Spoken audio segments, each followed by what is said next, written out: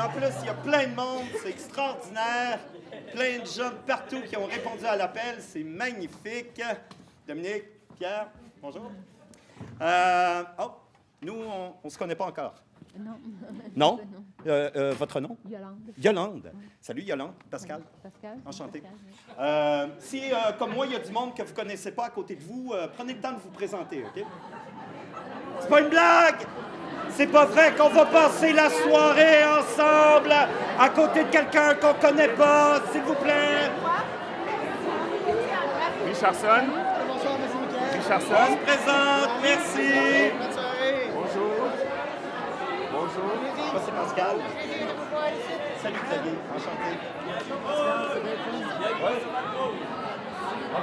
Allô les auditeurs. C'est bien parti, hein? On aime ça, hein?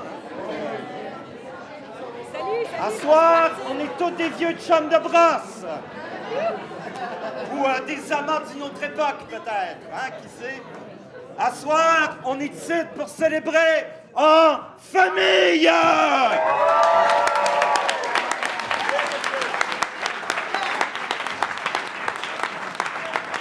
Super! Bon, alors, si jamais vous n'êtes pas à l'aise, n'hésitez pas à changer de place, OK? N'oubliez pas de texter vos amis hein, pendant la soirée pour leur dire que c'est ici, à soir, que ça se passe. Puis si jamais on était trop intense, puis que le feu venait à pogner dans la place, sachez qu'il y a des sorties de secours. Il y en a une là, il y en a une là, et il y en a une là. Hein? Je vous dis ça parce que ça se peut très bien que ça arrive, parce que je vois que vous avez amené tout ce qu'il faut pour faire la fête. Il y a des gens qui ont amené des souliers pour taper du pied, c'est merveilleux. Marie-Lou a amené des spots. Merci, Marie-Lou. On a des instruments de musique. Audrey a amené un piano. Merci. Dans ta poche, c'est excellent. On a des histoires sur l'arrondissement qui nous intéresse cette année.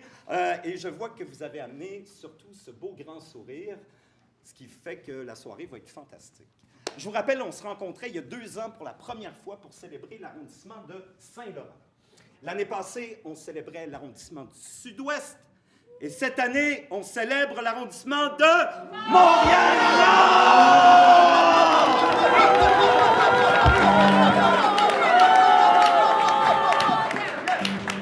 Eh boy, ça promet. OK. Super. Juste par curiosité, j'aimerais savoir qui a déjà été à Montréal-Nord ici. OK. Ça nous change de Griffintown l'année passée. OK. Alors, la question piège. Qui est resté plus qu'une demi-heure? Ça veut dire qu'on n'a pas juste traversé pour aller prendre le pont.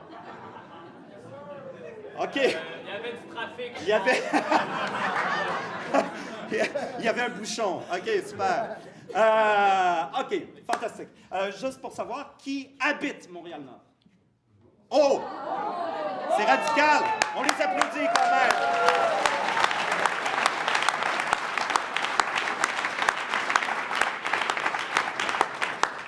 Excellent. Madame, je suis juste curieux. Combien de temps vous avez habité à Montréal-Nord? Depuis 55 ans.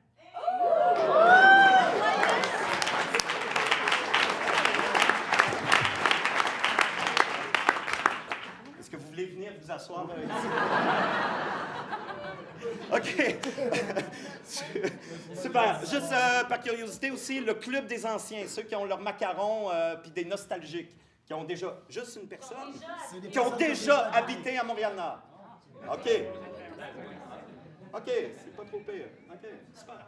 OK, attention. Une autre question. Un lieu qui évoque pour vous Montréal-Nord, que vous ayez été ou pas été. Trichez, juste des idées. Excusez-moi? Charleroi. Charleroi. Charleroi, la rue. La rue?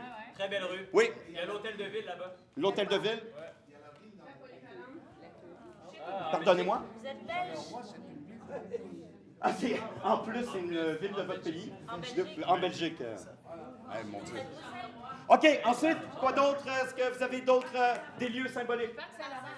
Le parc Saint-Laurent. Excellent. Chez Dickens. Excellent. C'est C'est drôle parce que moi aussi, mon père Ben, mon père, il travaillait tout le temps, en fait. Il y avait 4 jobs en même temps. Mais une fois de temps en temps... Pardon? Ben, une fois de temps en temps, c'est ça, ben, il nous payait la traite, tu sais. Il nous amenait les 5 enfants dans le station wagon, pas attachés, toi. Puis là, il nous payait un hamburger plate, une frite, un cherry coke, puis il nous gâtait en nous amenant à la crémière sur Henri Bourassa pour nous acheter un cornet de crème glacée molle 2 couleurs. Oh, oh. Wow! Des bons souvenirs. Un souvenir heureux. On aime ça. OK, d'autres lieux ici? Pascal, il y a un endroit qui n'a pas été nommé, puis je suis triste, parce que moi, quand j'étais jeune à Montréal-Nord, c'était vraiment malade. C'était le centre d'achat Forêt. C'est pas glamour, classique. mais... Excusez-moi, Oui. excusez-moi. Va falloir que j'avoue quelque chose de super gênant, mais comme ça, je vais être lourde dès le début du show. En 1992, dans le chic centre d'achat Forêt, avec un maillot extrêmement vieux au niveau de l'élasticité, j'ai gagné la couronne de Hawaïenne, Miss Hawaïenne Tropique Montréal-Nord! Oh!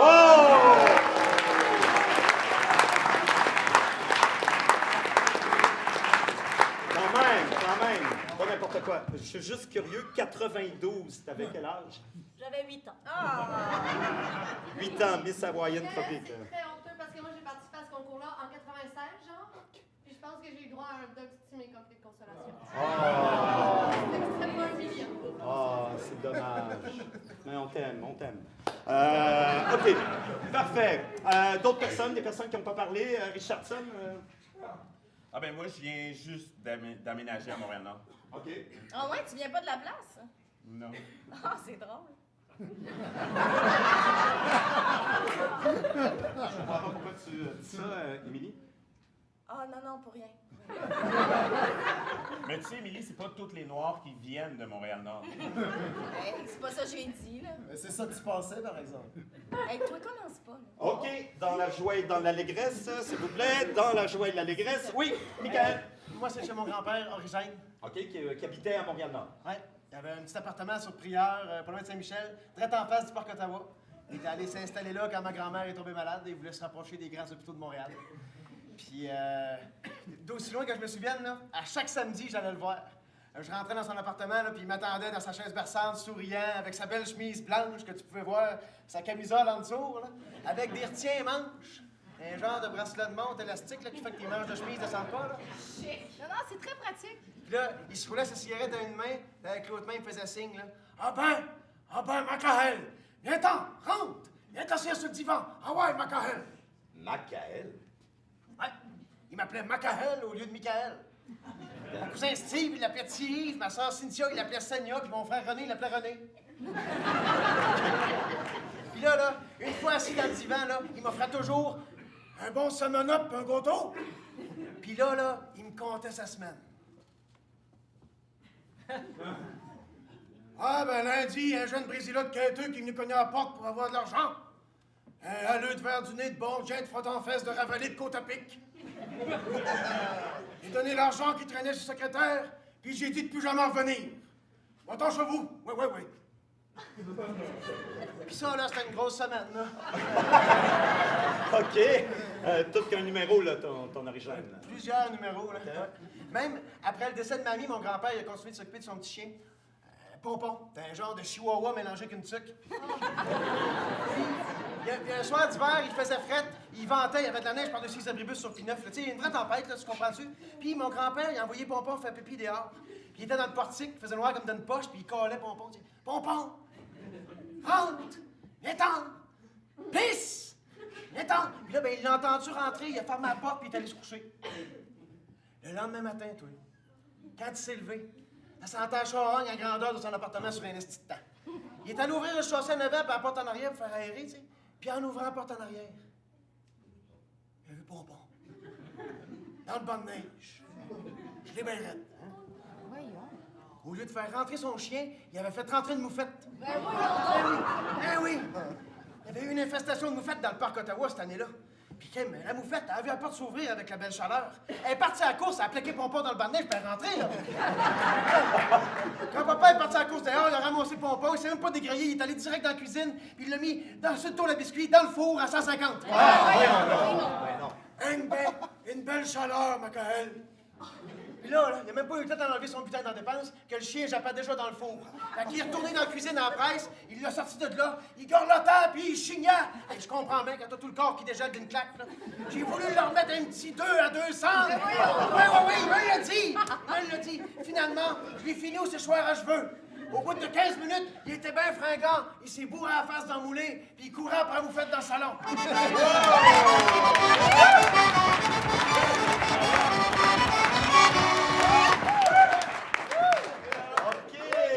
Ça devait te faire lever un party, ton origine.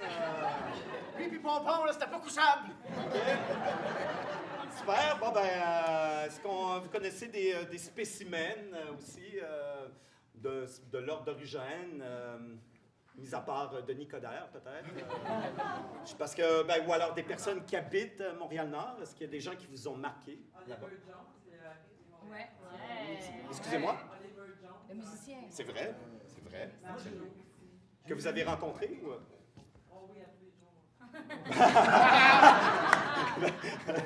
Pour jouer de la musique, notamment avec lui. Le fameux policier Aquin. Excusez-moi? Le fameux policier Aquin, qui était le policier à moto. Il va falloir que j'aille faire un tour sur Wikipédia, Pascal, je t'avoue pour ça. Oui. Mais je suis juste curieux, est-ce qu'il y a des gens qui connaissent? C'était terrible. Oui, l'histoire, le mythe disait qu'il arrêtait même sa femme. OK, parfait. C'était une terreur de Montréal-Nord. OK, lui, il arrêtait tout ce qui bougeait. OK, alors...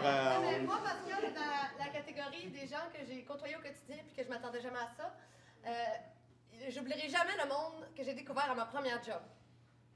OK, pourquoi tu travaillais à Montréal-Nord? Oui, à l'entrepôt des Publisac, dans le super chic quartier industriel de Montréal-Nord. Je pense que c'est mon père qui avait trouvé ça dans le guide de Montréal-Nord, là, le journal local.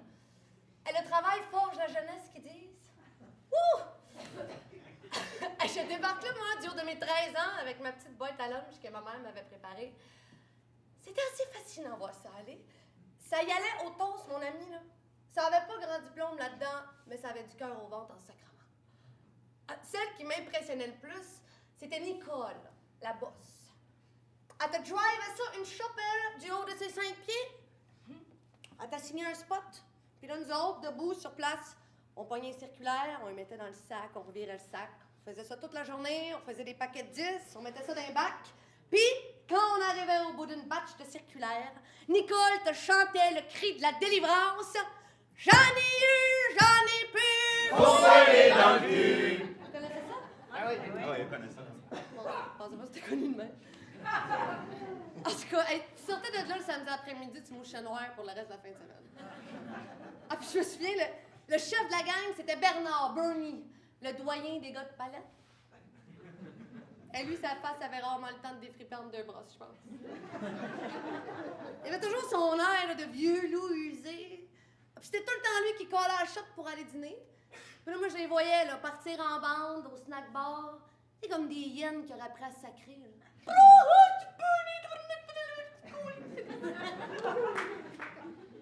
Puis moi, je restais là, toute seule de mon bar, à manger mes petits céleris dans des petits sacs du bloc.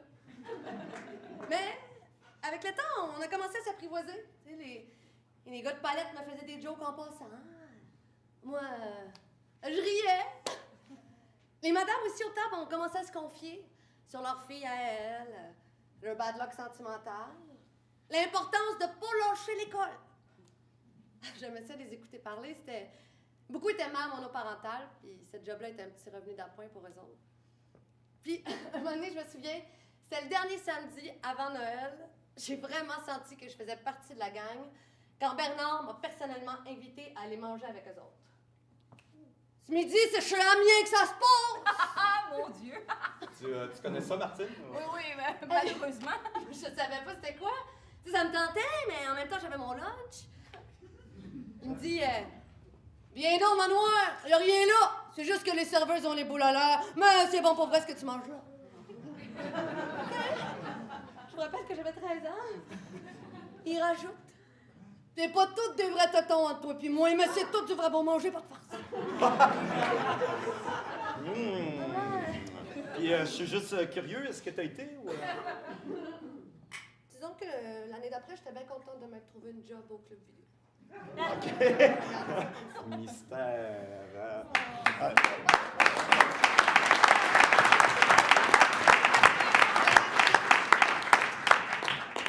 OK, super. D'autres personnes? Mais moi, j'aimerais ça partager un truc, là, c'est parce que j'ai apporté mon recueil de poésie. Et boy. Donc, c'est ça, j'ai apporté mon recueil de poésie. Puis j'avais écrit un poème sur quelqu'un et un endroit qui m'inspirait beaucoup. OK. C'est sur Michel et le cabaret de danseuse nue chez Mado, là, sur Pinot. OK. OK, il y a des amateurs. Super. Donc, ben, écoute, il y a encore de la nudité, mais ça va. C'est bien. Non, c'est juste une belle histoire. Vas-y. Je peux? OK. Je l'écris. Au cabaret de danseuse nue chez Mado. C'était Noël à l'année, puis des boules dans les yeux de Michel, un client régulier. La sueur était belle, ça sentait le plaisir, une pénombre pour se croire la nuit, pour que le rêve chromé garde son charme. Maman Lison, derrière le bar, surveillait ses filles. Tous les mardis, Michel se faisait un cadeau. 2,50, ben prête! Le cœur au chaud, face au stage. Le désir de Michel avait trouvé une maison. Ici, il était légitime. Et pour quelques billets, il avait le droit à un endroit intime pour lui et Nancy, sa déesse du coin. Il fallait pas grand-chose pour faire plaisir à Michel. Tous les mardis, il savait qu'elle serait là. Il lui racontait sa semaine, elle lui racontait la sienne.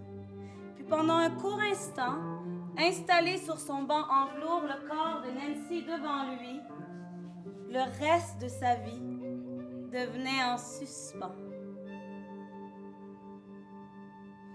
L'hiver, le loyer, sa job de gérant chez Yellow avec des employés comme moi qui faisaient juste passer parce que, parce qu'au Yellow, il y avait juste Michel puis l'odeur du plastique qui était permanent. Moi, à 17 ans, j'avais l'avenir devant moi, des rêves neufs. Michel, il voyait dans mes yeux ce qu'il y avait dans les siens tous les mardis devant sa Nancy. Il voyait la beauté de tous les possibles, le sentiment d'avoir sa place, d'appartenir au monde. Fait que pendant que les employés changeaient de nom, que les chaussures changeaient de saison, Michel, derrière sa caisse de chez Yellow, à n'importe quel moment pouvait lever les yeux et voir la flèche du cabaret chez Mado. Comme un sans cesse rappel que la vie lui avait pas complètement tourné le dos.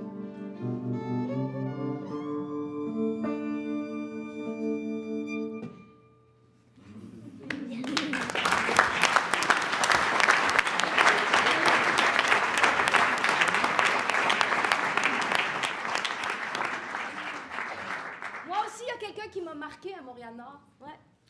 C'est pendant que j'étais étudiante et que je travaillais au dépanneur de ma mère et de mon frère, ouais. Le dépanneur Valbert, près de la rue Lacordaire, ça... On s'achetait des jujubes là-bas, nous autres, quand Oui, je me souviens bien de ta petite face crasse. Je peux dire que j'ai trouvé là de quoi me faire de l'argent de poche, mais en fait, pour moi, ce que j'aimais par-dessus tout, c'est que c'était un cours de théâtre permanent. Et avec des personnages vivants, tu sais. Un laboratoire perpétuel, une étude approfondie du genre humain. Le dépanneur Valbert, près de la rue de Lacordaire, ça ressemblait plus à un magasin général, tu sais. La clientèle y allait de jasettes et de confidences. C'était le lieu préféré des personnes âgées du quartier, celui aussi des enfants après l'école. Même les chiens étaient bienvenus. Ouais, j'ai rencontré plusieurs fois Pompon.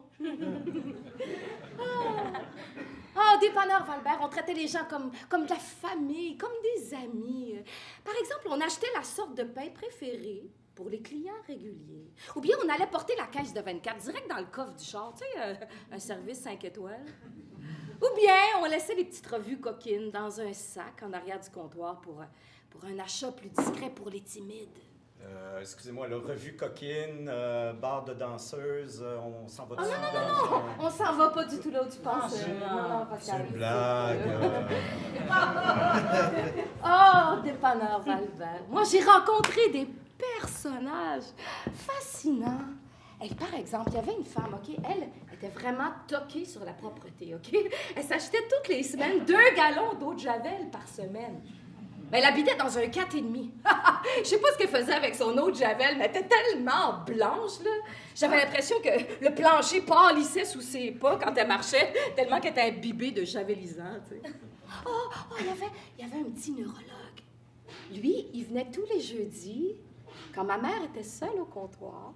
Et puis, c'était très drôle parce qu'il faisait une très grosse commande, mais dans un dépanneur. Moi, je trouvais ça bizarre. Puis quand il venait pour payer, il la regardait en fredonnant. « Oh, toi, je t'ai dans la tête. Mon manège à moi, c'est toi. » Puis il y avait ma mère, ma petite Valentine, qui avait rouge. C'était charmant. Puis les enfants, évidemment, qui pitchaient leur scène noire sur le comptoir pour s'acheter des jujubes, des oursons engelés. Et puis, il y avait Roger. Roger, il venait tous les samedis. Pas trop tôt, pas trop tard pour être tranquille. C'était son jour de congé, il se gâtait. Il placotait avec la caissière, c'est-à-dire moi. Il me souriait. Je lui souriais. On se disait pas grand-chose, on était juste très contents de se voir. C'était son break de l'usine où il trimait dur, puis moi, c'était un petit peu mon break aussi. Fait que, il s'accoudait au comptoir, puis là, il sirotait son coke diète pendant que je lui validais, puis je vérifiais sa loterie. Des mini, des inter, des super, des 6,49, des poules aux odeurs, des gratteux. Il y en avait pour 60 piastres. 60 piastres par semaine, toutes les semaines, pour un gars qui travaillait au salaire minimum. Il y a de ça plus de 20 ans, moi, vraiment. Je trouvais ça beaucoup. Puis là, c'était le temps des fêtes, puis...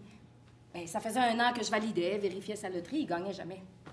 Il y avait des petites participations gratuites ou un 5 piastres de temps en temps. Tu sais. C'est mieux que rien. Fait qu'un jour, je me suis sentie portée par une mission. Je me suis dit, lui, là, je vais le sauver. Ouais. Je me suis dit, OK, je vais lui dire. Je lui dis, je lui fais un beau cadeau de Noël. Un cadeau pour le reste de ses jours. Je peux pas le laisser aller de même, rempli de misère et de faux espoirs.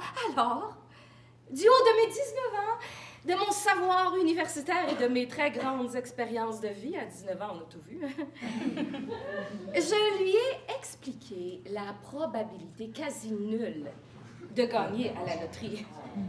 Je lui ai dit, Roger... OK, Roger, t'as une chance sur 14 millions de gagner à la 6,49. Le savais-tu, ça? Tu sais, t'es 60 piastres par semaine, là, mais fois 52 semaines. Hey, ça équivaut à 3120 piastres par année. C'est beaucoup d'argent, hein, Roger? Hey, imagine, Roger, le beau cadeau de Noël que tu pourrais t'offrir. Tu sais, je sais pas, moi, toi, Roger, t'aimes la musique. Hey, tu pourrais t'acheter une guitare.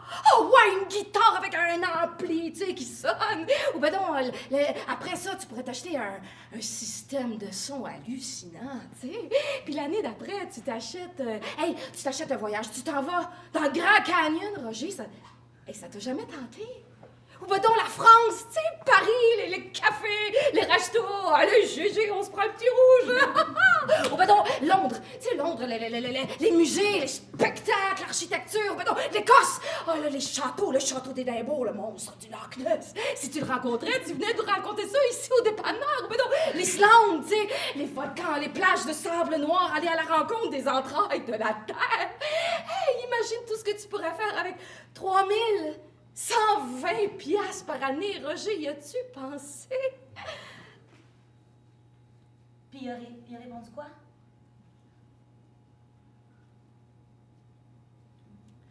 Il a remonté la fermeture éclair de son manteau très lentement.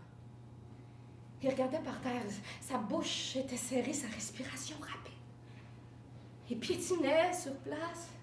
Puis là, il s'est mis à fredonner « Jingle bell, jingle bell ». Pendant que je finissais de valider sa loterie. Ce jour-là, il n'a pas fini son coke diète. Il n'a même pas demandé son 10 cents de retour sur la bouteille. Il a payé son 60 pièces de loterie, puis il est parti. Sans me dire « Hey, joyeux Noël, bonne année, la petite », comme il l'aurait fait naturellement. Le dépanneur Valbert venait de perdre un de ses meilleurs clients, puis moi, un de mes plus beaux personnages vivants. Ouais, puis une belle occasion de te taire. Émilie. Ben ouais. Ouais, t'as raison, Émilie, t'as raison. Jingle bell, jingle bell. Jingle bell.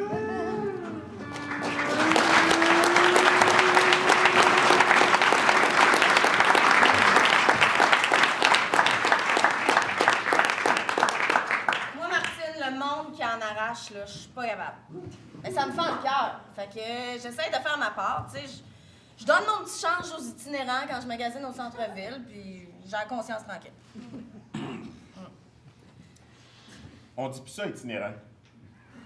Hein? Il faut dire personne en situation d'itinérance.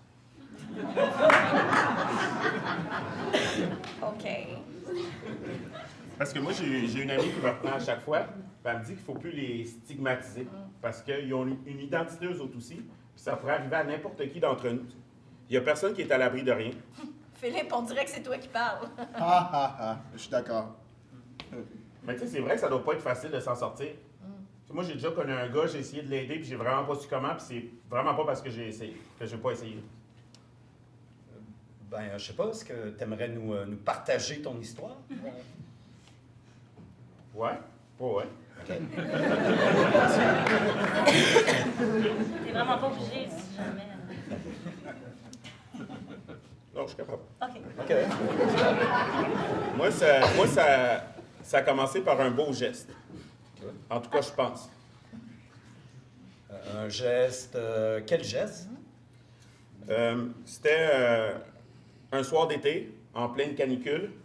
Moi, j'essayais de lire, puis il faisait vraiment chaud. J'avais chaud comme Barabbas dans Passion. Là, en train de lire, puis c'est là que je l'ai entendu murmurer comme Hey Maurice, une bière, s'il te plaît. Maurice, c'est qui ça, Maurice? Maurice, c'est mon voisin. Souvent, à cette heure-là, Maurice, il est sur son balcon, cigarette au bec, une bière à la main, hein, le corps à job est fini, les enfants sont couchés, sa femme lit dans le salon. C'est son moment. T'sais. Puis moi, je suis comme fier de dire que je connais mon voisin parce que c'est rare en ville. Ouais. Mais bon, ce soir-là, Maurice, il était pas là, puis devant sa fenêtre, il y avait un itinérant qui demandait une bière. Ouais, un homme en situation d'itinérance. J'allais te reprendre, là. Ben oui, ce soir-là, la chaleur faisait pas de discrimination, puis moi non plus, fait que j'ai dit j'en ai une bière pour toi. Peut-être que j'étais juste tanné de l'entendre quêter. Mais en tout cas, quand il est reparti, après s'être présenté, m'avoir serré la main, puis m'avoir remercié, j'ai regardé sa silhouette s'éloigner, tu sais, comme s'il était lourd juste d'un côté, puis je me suis dit que j'avais fait un beau geste, que j'avais fait quelque chose de bien. Ben là, si jamais tu veux faire d'autres bonnes actions de même, là, tu me le diras. Moi puis Claude, on est toujours partant pour une petite bière. Mais n'importe quand, même pas chez nous, sois pas gêné. Mais lui, par exemple, je l'avais pas invité, puis il est revenu 3 jours plus tard, mais cette fois-ci, direct chez nous. J'ai comme, chez nous, puis là, j'ai comme senti une draft d'alcool. Puis là, c'est comme si mon rideau s'était mis à parler. Excuse-moi, t'es-tu là? Puis là, tu sais, je savais qu'il allait être là, mais quand j'ai tiré le rideau, j'ai fait le saut, il avait la face collée dans le moustiquaire. Hey, salut, ça va, man, je veux pas te déranger. Puis là... Fait que là, j'ai dit, ouais, qu'est-ce que tu veux? Tu sais, je sais pas pourquoi j'ai parlé bête de même, mais il a senti que j'avais pas trop envie de parler. Fait qu'il il s'est dépêché de me quêter une bière. Hey, man, une bière comme l'autre fois, mais ta bière, c'est la meilleure! Voyons, là, ça commence à être abusif. Ouais. Mais ça m'a pas empêché de répondre bouge pas, je t'amène ça. Puis, puis ma cuisine est à l'autre bout de mon appart, puis en repassant dans le corridor, j'ai comme eu peur qu'il soit rentré chez nous. Hey, je comprends. Fait que j'en ai tendu une. Il m'a dit encore merci, m'excuse de t'avoir dérangé. Puis après ça, je l'ai vu s'enfarger dans ses poches jusqu'au coin de la rue. Il était juste venu me demander une bière, mais j'ai senti que c'est venu chercher quelque chose en moi. Je sais pas pourquoi, mais tu sais, j'ai senti que j'avais peur de lui. Fait que j'ai vérifié que les portes étaient bien barrées, puis je suis allé me coucher. Mais là, il est pas revenu? Je pensais qu'il reviendrait assez vite, mais non. Mais là, c'est bien bizarre. Il y a une fois que je marchais sur la rue puis j'ai cru le voir, je suis pas sûr, j'ai vu un gars poqué qui allait rejoindre une gang de chums qui se passait un joint à côté du Jean Coutu, exactement là où je fumais mes battes quand j'étais ado puis je venais foirer avec mes chums de Montréal-Nord. Puis on y allait pas à moitié dans ce temps-là. Après ça, on allait se clencher des bières sur les balançoires du Parc Saint-Laurent avant d'aller vomir sur le terrain de baseball, avant de s'endormir là, complètement out. Je sais pas si c'était lui, mais c'est là que j'ai réalisé qu'on avait à peu près le même âge. Tu sais que ça aurait pu être moi si j'avais sauté ma coche à cause d'une peine d'amour ou si un joint m'avait fucké le cerveau. Je voyais sa face dans le moustiquaire, puis je me demandais est-ce que j'avais fait un beau geste ou j'y ai donné une bière un peu comme on accumule des bonnes actions, là, juste pour montrer qu'on est du bon côté de la vie puis qu'on mérite ce qu'on a. Mais finalement, tu l'as jamais revu? Ou... Non, il a fini par revenir, mais juste vraiment plus tard. C'était le premier Noël blanc depuis un bout. Je pendais la crémaillère chez nous en recevant ma famille. Je venais de déménager sur la rue de Paris, dans le nombril du monde. Puis là, j'avais mis le paquet, une tour Eiffel à la place du sapin, ma crèche en forme d'arc de triomphe. J'avais même remplacé la bûche par une baguette. Là, on faisait le party dans la cuisine. Puis à un moment donné, je suis allé dans le salon changer la musique. Puis c'est là que je l'ai entendu cogner dans ma fenêtre de mon salon. Fait que là, j'ai tout de suite fait le signe d'arrêter parce que je voulais pas que ma famille l'entende. Parce que eux qui trouvaient déjà que Montréal-Nord, le quartier était dangereux, c'était clair que l'itinéraire allait juste alimenter. Un homme en situation d'itinérance. Ben, c'était clair qu'ils allaient juste alimenter leurs préjugés. Fait que j'arrive dans l'entrée, j'ai juste eu le temps de tourner la poignée, que le gars il pousse la porte, on se retrouve les deux dans l'entrée, puis il est comme « Hey, je m'excuse d'être là, mais vite, ferme la porte, ferme la lumière! » Puis à travers la porte, il y avait le vent froid qui rentrait, j'entendais des cris qui approchaient, comme une menace qui s'en venait. Fait que j'ai fermé la porte parce qu'il faisait froid, mais surtout parce que j'avais peur. Mais j'ai laissé la lumière allumée parce que je voulais qu'ils comprennent qu'entre nous, il n'y aurait pas de cachette, puis j'ai dit « Là, j'aime pas vraiment ce qui se passe, tu vas me dire ce qu'il y a, puis après ça, tu sors! » Je sais pas pourquoi j'ai parlé bête de même, tu sais. J'avais pas raison de parler comme ça, comme un enfant qui a révélé des biscuits. Mais. Puis il était comme, je m'excuse, man, je te jure, 2 minutes, je te jure, 2 minutes. Il avait vraiment l'air désolé, puis je me disais, j'aurais pu le garder 2 minutes. 2 minutes, c'était rien pour moi. Après ça, j'aurais eu la conscience libre. Mais après ça, je me suis dit que les gars, ils allaient peut-être se défouler sur ma maison. Fait que je l'ai sorti dehors en le tirant par le bras, puis lui, il était comme, pas cool. Puis là, il s'est mis à courir. J'ai fermé la porte. J'allais retourner à mon party, puis c'est là que j'ai entendu mon gars hurler de douleur. Là, moi, je pensais que je n'avais assez fait pour lui. Tu sais que c'était pas de mes affaires. Puis après ça, je me suis dit, mais qu'est-ce que ma famille va penser s'ils apprennent que j'ai rien fait? Qu'est-ce que t'as fait? J'ai pris la pelle en plastique qui traînait dans mon entrée, puis j'ai crié assez fort pour que tout le monde chez nous m'entende. « Lâchez-les, mes tabarnak! » Puis là, je m'attendais à tomber sur des armoires à glace d'une gang de rue, mais ils étaient tout petits. Ordinaire. Puis quand ils m'ont vu, ils ont ri. « Ha ha! Prends-le! On te laisse! » Puis là, ils ont craché sur le gâteau. « On attend ton cash, Alex! Sinon, tu sais ce qui t'attend! » Là, ils sont partis en riant. Moi, j'étais soulagé.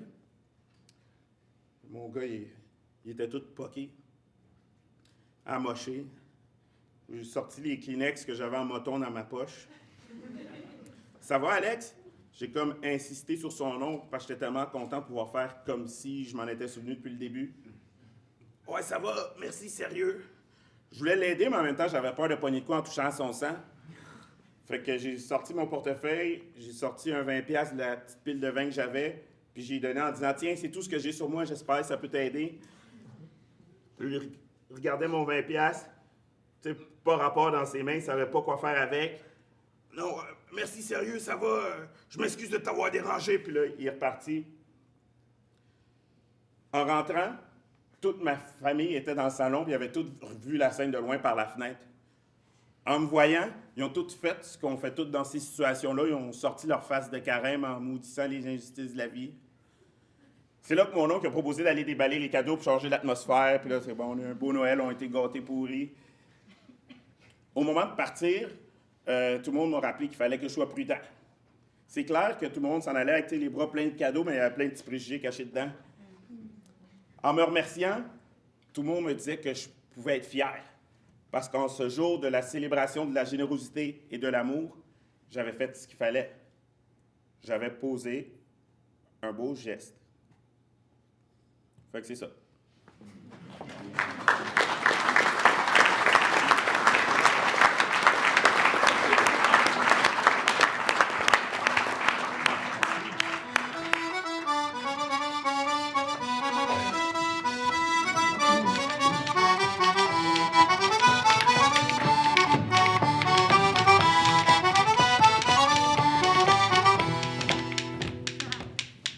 Moi, c'est chez mon grand-père, Richardson. Je pense qu'il a manqué de bouffe quand il était jeune parce que chez grand-papa, il fallait que tu finisses ton assiette. Je me rappelle, une fin de semaine, moi et mon frère, on s'était fait garder là. Puis il y avait Jean-Paul aussi qui se faisait. En fait, lui, il était en famille d'accueil. Il y a des jeunes qui l'avaient pas facile dans le quartier. Puis ma grand-mère, elle, même malade, a trouvé le tour d'ordonner au suivant. C'est qu'elle avait le cœur sur la main, cette femme-là. Mais pareil comme moi, je la comprends tellement.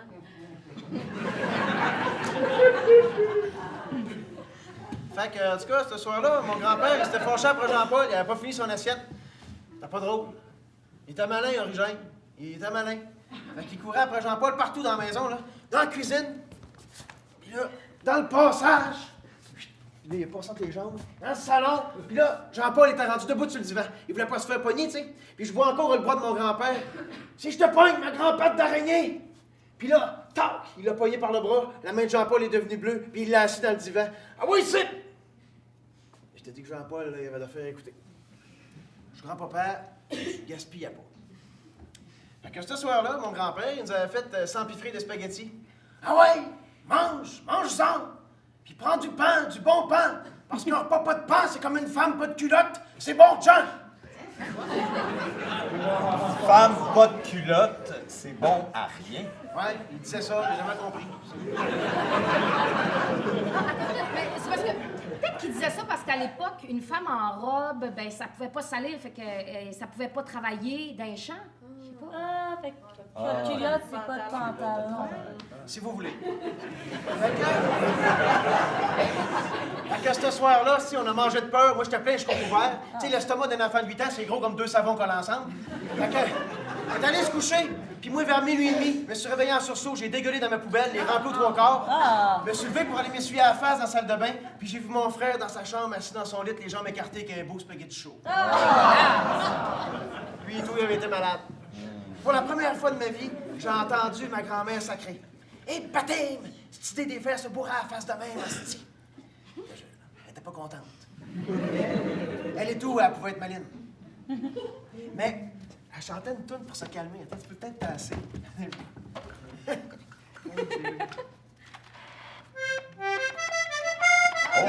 ben oui, Ça va? ça va venir. Ça sent. Oui! Je suis capable? Oui! On l'a fait, mais je veux que la doyenne de Montréal-Nord sur le. Ben, les autres aussi, là. Mais la doyenne.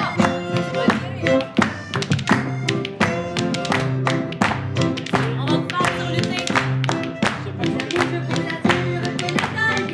Pour pas décourager, ça va bien commencer. Lâchez pas la femme pour tout le monde qui va. Pour faire des batailles, pour nous faire.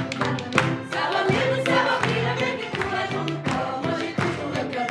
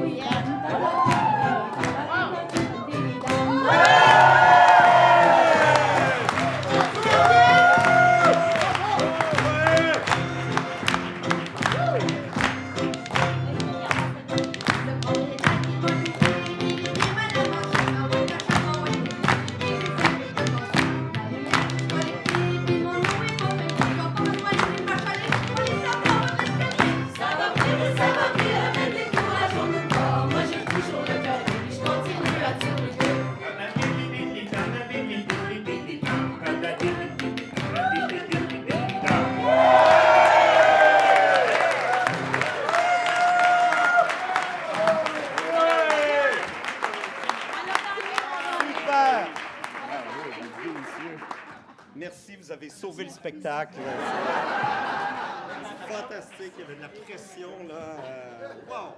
Hey, super! Bon, on repart ça, on continue notre incursion à travers les frontières de Montréal-Nord. Excuse-moi, Pascal, ce que tu viens de nommer, les frontières. Oui. Si tu me permets, j'aimerais ça faire une petite parenthèse là-dessus. Parce que moi, ça m'a pris vraiment du temps à comprendre ça. Les frontières? Oui. OK. Oui, c'est weird parce que moi, quand j'étais petite, là, je pensais que tu pouvais décider de vivre où tu voulais sur la Terre. Tu sais, gars, il n'y en avait pas de frontières. Ah, t'es cute. Ouais. Puis, la première frontière que j'ai conscientisée, si tu veux, c'était celle entre Montréal et Montréal-Nord. OK.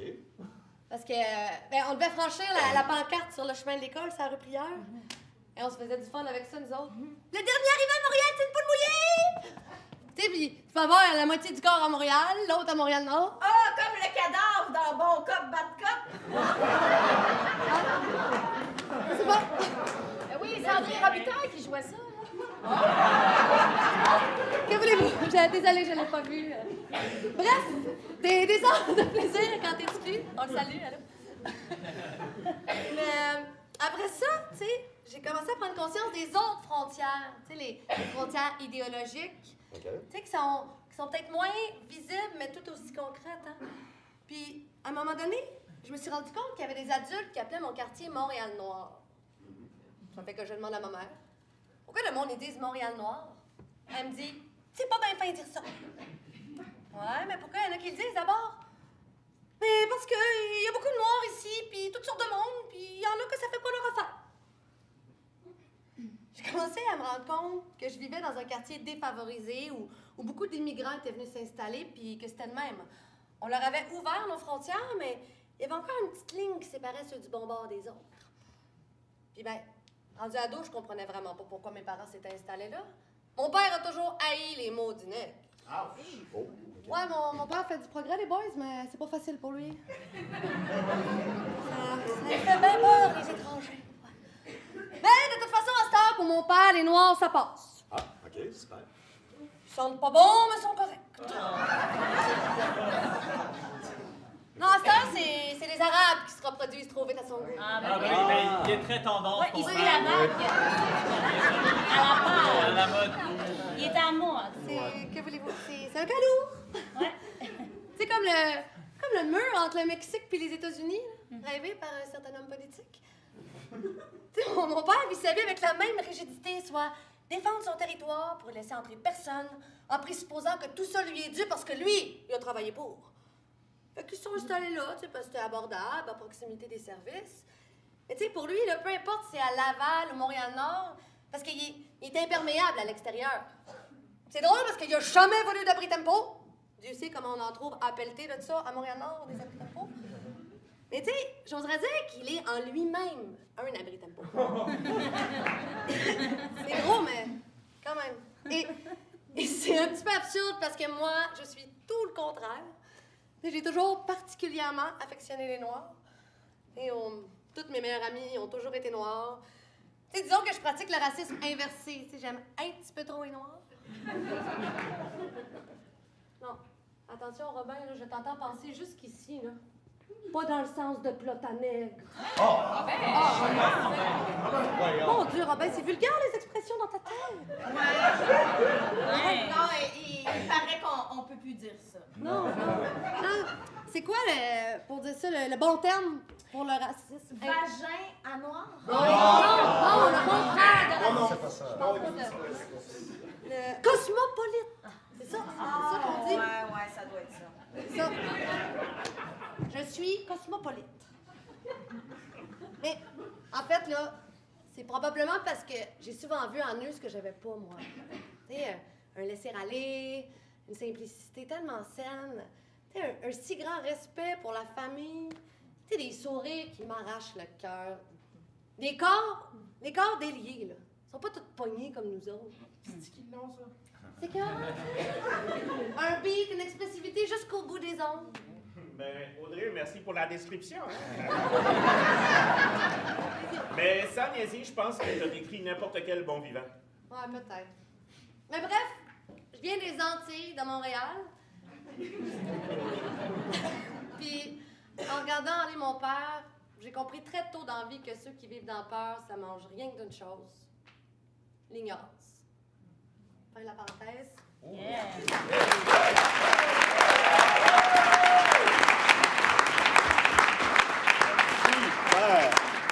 Super parenthèse.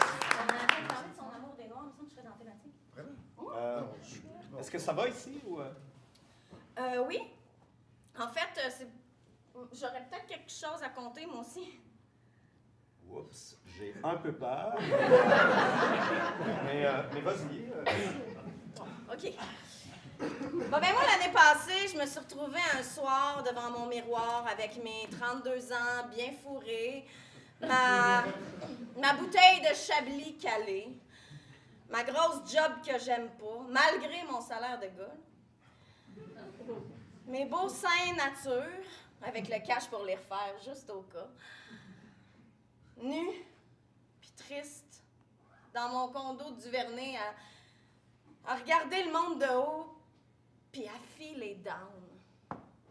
Mais j'ai réalisé à ce moment-là qu'il fallait que j'arrête de puncher le snooze de la maternité. Mais pour une femme dans ma situation, toutes les raisons sont bonnes pour pas avoir d'enfant. Sauf qu'on a toutes été, un jour ou l'autre, brainwashées par Walt Disney. Ça, c'est vrai. J'aurais aimé ça, moi, à 8 ans, voir Blanche-Neige subir une épisiotomie. ou Cendrillon se chier dessus après 36 heures de contraction. Mais non, on nous a vendu l'image de bébés roses dans des paniers d'osier tissés par des farfadets qui font des cunilingus éternels et parfaits. Qu'est-ce que t'as fait? J'ai ouvert un autre Chablis pour célébrer ma future nouvelle vie. Sauf qu'avant d'aller me parquer dans le stationnement du Palais des Congrès et de me quêter un lift en Audi pour la vie, il y a une seule expérience qui me manquait là, pour aller au bout de mon adolescence. Baiser avec un noir. Original. Ah, OK, c'est pas beau, là, je le sais. C'est pas joli de dire ces choses-là. Je vous entends me juger. C'est Robin. C'est encore Robin. Mais tu sais, je me magasinais pas une maillotche, là. Je voulais juste un beau pénis de noir, normalement plus gros que la moyenne, c'est tout. Même que pour éviter toute forme d'objectification, j'étais même prête à le payer de ma poche. Ma chum Sophie a fait ça, elle, payée pour une poche, puis elle l'a pas regretté. En plus, sont arrivés deux parce qu'elle est tombée sur le Black Friday. Oh! Mais non! Franchement! C'est une joke! Franchement!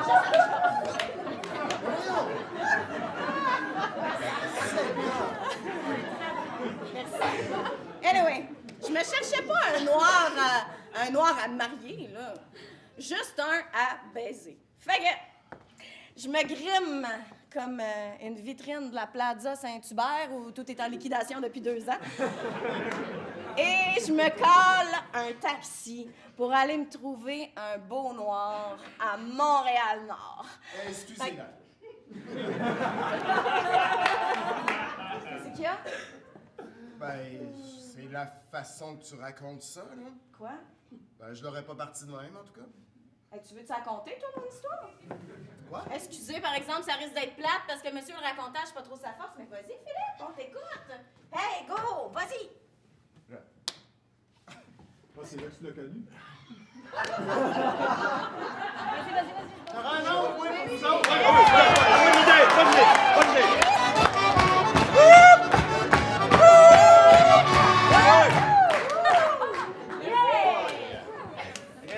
Un samedi soir, mon grand-père, il m'a invité à aller manger chez eux.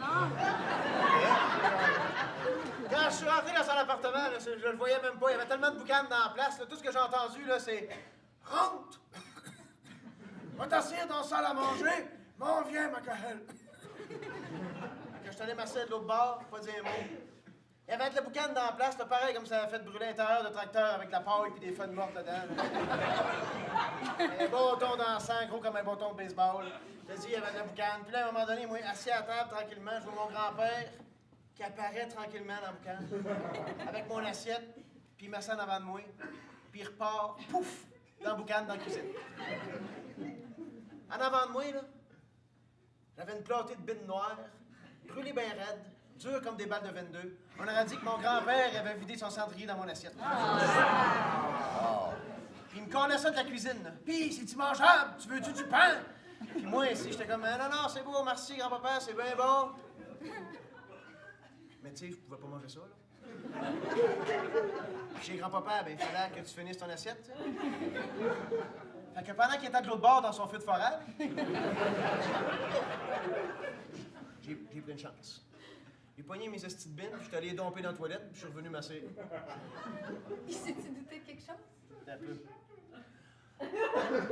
En revenant, s'asseoir dans la salle à manger avec son assiette, tu sais, il s'assit au bout de la table, puis là, il me regarde, il regarde mon assiette, puis il me regarde.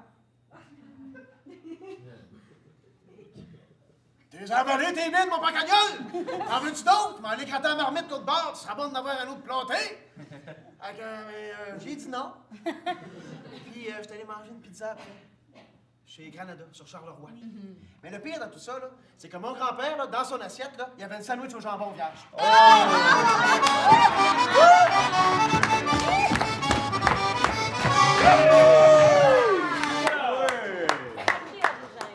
Hey, lui, va-tu falloir qu'il nous zigonne un air d'accordéon chaque fois qu'il y a un malaise?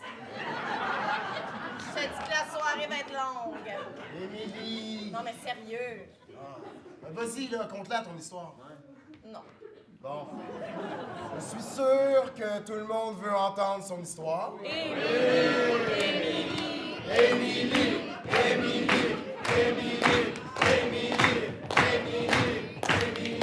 que je vais pouvoir la raconter comme je veux? Oui. OK. Fait que, ben grimé, là, pour aller me pogner mon noir à Montréal-Nord, j'attends le taxi du côté Lavallois, la rivière des Prairies, et je me pose de sérieuses questions. Je le veux-tu Denzel ou 50 Cent? Malcolm X ou Luther King?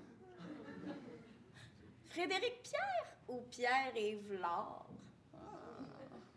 Une chemise ou une chemise traditionnelle africaine? Avec des chaînes en or ou des bracelets en cuir? Des Air Jordan ou des babouches? Un coco ou des dreads à l'huile de coco? Fat pants ou cuissard sport? Reggae ou hip-hop? Je l'ai vu-tu? Propre? Propre sale? Sale propre? Ou sale? Je l'ai vu-tu? Noir bleu? Noir noir? Noir brun? Brun noir? Brun foncé? Brun brun? Brun crème? Beige martinique? Ou mocha java? Ou Michael Jackson? C'est beau, on a compris que tu sais pas ce que tu veux. Le taxi arrive. C'était pas un taxi. C'était un taxi. Non, la lumière était pas en service, il était pas allumé. Il y avait écrit Diamond dessus, il y avait un Haïtien au volant et personne derrière. Explique-moi comment ça peut ne pas être un taxi. Laisse faire. Il s'est arrêté devant moi. T'étais à une intersection, la lumière était rouge, j'avais pas le choix. J'embarque dans le taxi. Qui était pas un taxi. Hey, on reviendra pas là-dessus. On reviendra pas là-dessus, non. Fait que j'ai dit de sortir, tu sais, qu'elle est pas dans un taxi. Comme je suis dans un taxi, je le crois pas. Elle me croit pas. Que là, je lui explique que c'est le taxi de mon père, que je fais juste lui rapporter. Je trouve ça cute. Mais elle sort toujours pas. J'y demande d'où il vient. Un peu impatient, je lui réponds Trou du Nord. Je pense qu'il me traite de pute, fait que je kick dans son ventre. Trou du Nord, c'est d'où vient ma famille en Haïti. Je le crois pas. Elle me croit pas. Fait que là, je sors mon téléphone puis je lui montre. Tu sais. Je m'excuse. Pas vraiment. Un peu. À peine. J'y demande où il s'en va. Juste au bord, à Montréal-Nord. J'ai dit, oh, c'est juste avant là que je m'en vais. J'y demande en niaisant, t'es dans quelle gang? Crips ou Blood? Ouais. Ça, je trouve pas ça drôle. Il trouve pas ça drôle. Je m'excuse. Pas vraiment. Un peu. À peine. Mais je l'emmène pareil. Ben, comme je me sens mal, je fais semblant de m'intéresser à lui, puis je lui demande ce qu'il fait dans la vie. Ah, là, je lui explique que je suis intervenant social pour les nouveaux arrivants. C'est un Denzel. Quoi? Continue. Donc c'est ça, je donne des cours de français au centre culturel multiethnique là, pour les aider à s'intégrer. Puis là, il se retourne pour me parler. Puis j'organise aussi des activités sportives, comme des tours de vélo sur le bord de la rivière des Prairies. Puis il me donne comme le goût de le sucer. Je suis coach aussi de soccer pour l'équipe de ma petite sœur. Et je suis bénévole. J'y mets la main doucement sa graine. Bon, je dirais plus que tu me pognes la poche fort. Ouais, juste assez pour que j'arrête le char, en tout cas. Là, je la regarde. Il est moins costaud que j'aurais aimé, mais j'ai encore le goût de le sucer, puis ça paraît dans ma face. En effet, mais t'es pas plus mon genre. T'es pas plus mon genre à prime abord, hein? Un peu trop propre, puis pas assez noir. Un petit côté inuit ou mongol. Je suis née à Laval. Ah, c'est ça!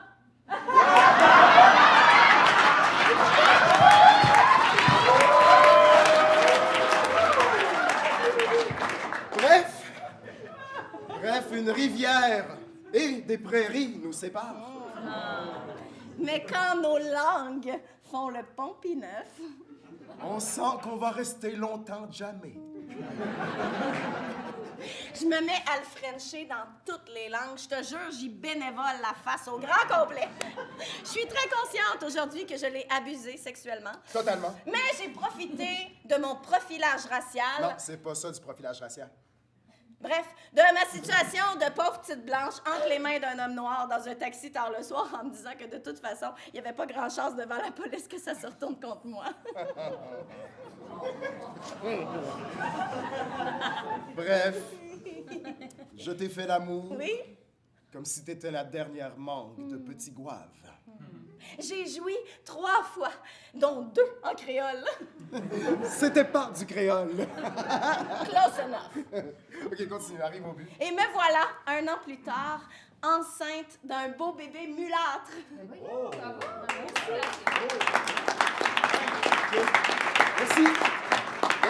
Merci beaucoup, mais on dit métis, hein? Mulâtre, ça vient de mule. Ah non, on dit mulâtre. Métis, ça vient de Louis Riel.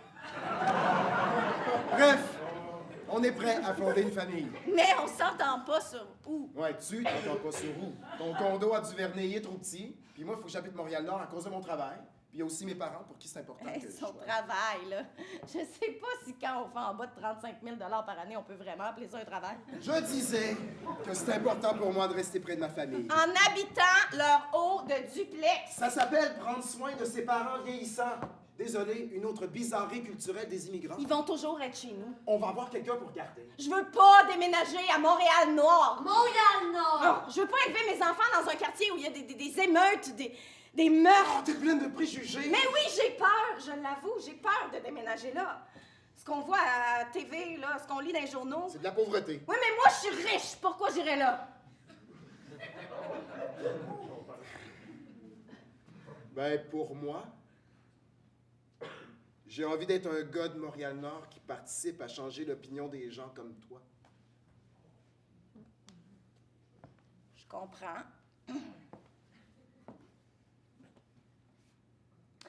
Mais je veux dire, toi, là, t'es pas vraiment un noir. Comment ça, je suis pas vraiment un noir? Mais je veux dire, en dedans, là. Ben oui, t'es un peu comme un blanc. Mais qu'est-ce que ça veut dire? Ben, t'es un Québécois. Noir? Je suis un Québécois, noir. Ça fait que t'es un petit peu blanc en dedans. Non, ça fait pas ça, non. Mais t'es né ici. Je veux dire, t'es un Montréalais. Oui. OK.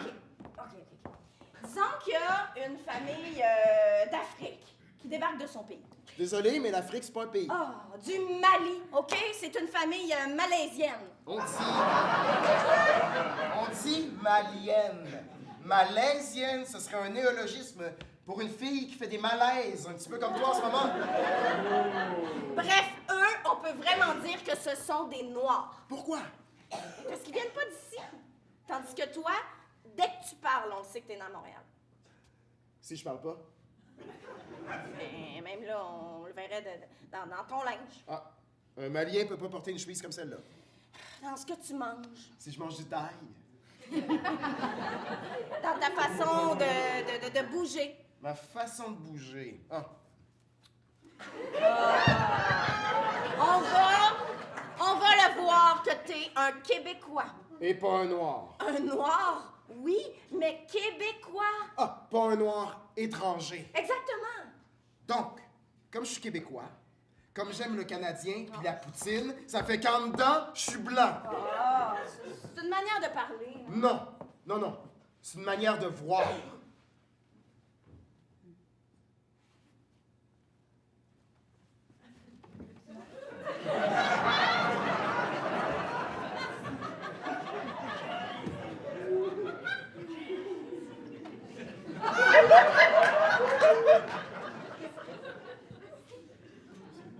En tout cas, va vraiment falloir qu'on change de char. Comment ça? Une Mercedes blanche qui passe devant la police à Montréal-Nord. On va arriver souvent en retard. Bravo, mon amour. Quoi? Tu viens de comprendre c'est quoi du profilage racial. Là, je prendrais un shooter. là. Bon. Alors, Émilie, Philippe, on vous souhaite beaucoup de bonheur et d'ouverture d'esprit. Hein? Mais je suis très ouverte d'esprit, hein. Je veux juste pas que notre enfant se fasse enrôler dans un gang de rue puis qu'il se mette à vendre du crack à qui mieux mieux, c'est tout. Oh, Émilie! OK, super. Bon, écoutez, on pouvait pas ne parler de Montréal-Nord et ne pas parler de l'éléphant dans la pièce. Est-ce que c'est vrai, ces clichés-là? Mais là, c'est pas moi qui invente ça, certain. OK, super. Alors, Montréal-Nord, incubateur de violence, de gangs de rue, essentiellement des Noirs et des Latinos. Confrontation policière, automatiquement. Est-ce que c'est vrai? Juste par curiosité. Qui serait à l'aise d'élever ses enfants à Montréal-Nord? Ici. Il y a beaucoup OK. de mains pas levées, hein? Les autres, si vous n'avez pas d'enfants ou... C'est... OK, posez dans l'autre sens. Là. Admettons, qui filerait pas bien d'élever ses enfants à Montréal-Nord? Il n'y a pas de bonne ou mauvaise réponse. Il y a une main là-bas, une personne seulement. Tous les autres seraient à l'aise d'éduquer des enfants. Pas juste deux, là, franchement. Puis, je suis juste curieux. Pourquoi, madame, vous auriez des craintes? C'est la raison qu'on vient d'évoquer, là. Non, merci. Les raisons lesquelles? Excusez-moi, lesquelles? L'insécurité. Oui, la peur. OK. D'autres choses? Mais moi, ce que je pense, c'est que cette peur-là est surtout engendrée parce que dépeint les médias. Là. Tu sais, je pense que Montréal-Nord a l'air du Bronx, mais c'est pas nécessairement le cas. En tout cas, moi, c'est pas ce que j'ai vécu. Non, moi non plus. C'est peut-être idéalisé mon affaire, mais il me semble que c'est bien plus un vivre et laisser vivre qui prédomine que l'intimidation puis la peur des gangs de rue. Moi, je vais vous dire un truc, madame. J'ai vécu presque toute ma vie à Montréal-Nord. Puis les seules fois que des gars voulaient se battre avec moi, c'était sur le plateau. Moi,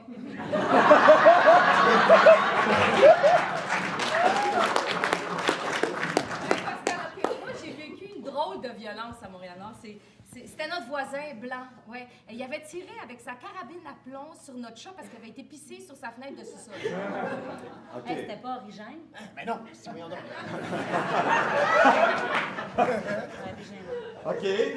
On est dans un autre style de violence. Par contre, on peut pas fermer les yeux sur le fait qu'il y a énormément de pauvreté à Montréal-Nord. Ah Oui, ouais, c'est ça, vrai. c'est vrai, je le sais. Il y a Corias qui a écrit une tonne là-dessus. Ah, tu connais Corias? Ouais, Ah, c'est cool, t'écoutes de la bonne musique. merci. C'est fun.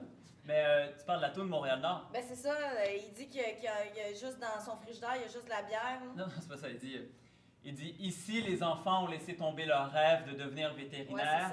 Juste de la bière, rien à manger dans le frigidaire. L'insalubrité a rencontré tous les critères.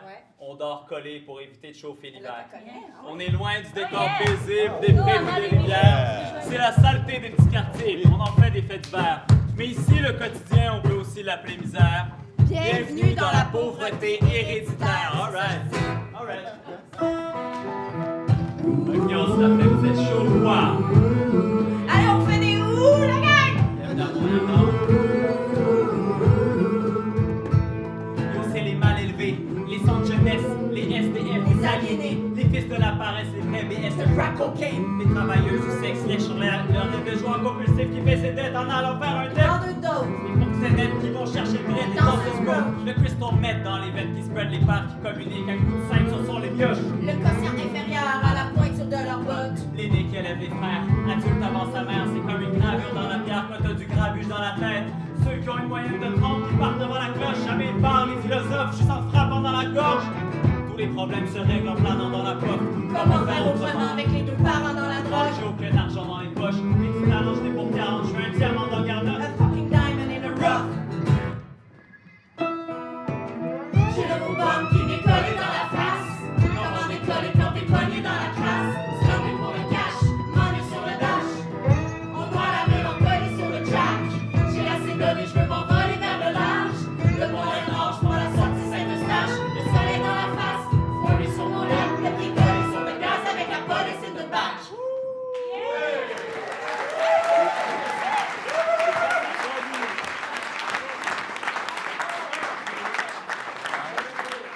En tout cas, si Corias le dit, ben ça doit être vrai. C'est une chanson. Lily, c'est vrai que ça existe, mais c'est pas partout comme ça, là. Pour vrai, moi, le plus beau cadeau que mes parents m'ont fait, c'est de m'avoir permis de grandir à Montréal-Nord. Parce que pour moi, là, ça a toujours été normal de partager mon quotidien avec des communautés des quatre coins du monde. J'ai pu goûter à des saveurs, des musiques, des histoires de partout dans le monde. C'est pas riche, ça? Tu vois? Mais oui, mais qu'est-ce que tu fais du racisme, de la pauvreté, là, du monde qui reste chez eux parce qu'ils ont peur de sortir? OK, si ça peut te rassurer, Émilie, il y a plein de projets citoyens qui ont vu le jour à Montréal-Nord puis qui changent vraiment la donne. Tu sais, Halte-Femme, les fourchettes de l'espoir, l'escale, 13-17. Pas comme tu me parles de Montréal-Nord, il y a un mot qui me vient en tête, c'est le mot entraide.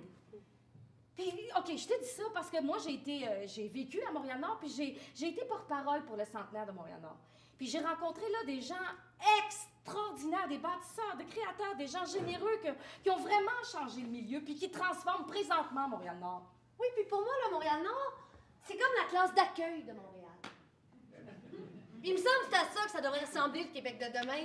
Tu sais, un endroit où il n'y en a pas de frontières, il n'y en a pas de ghetto, un endroit où tu vis par choix, où les alliances se font par champ d'intérêt, pas par nécessité économique. Tu sais, un endroit où tu parles la langue que tu veux à la maison, mais où tu te fais des amis dans une langue commune, en français.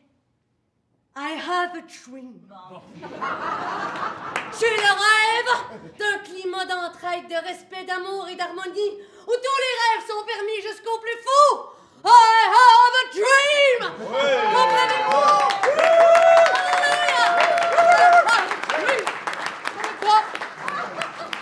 Audrey, tu dois te présenter aux prochaines élections municipales. Je suis prête. Moi, je vote pour toi. Alors, Émilie, qu'est-ce que tu aurais à répondre? Excusez-moi, je veux pas changer de sujet, là. C'est juste, c'est la grossesse, j'ai vraiment envie de pipi. Fait que je vais revenir dans 2 minutes. OK? À tantôt. Pour vrai, Émilie, c'est pas si Bon, qu'est-ce qui alors si des gens ont envie, ce serait le bon moment. Hein? On vous rappelle qu'il y a du jus d'hibiscus ici, il y a de la bière, du vin, du café, des verres de lait l'autre côté. Dépêchez-vous d'aller aux toilettes, là. Le party continue là, ici. Pendant ce temps-là, on est en train de chanter, on chante des chansons. Vive la compagnie!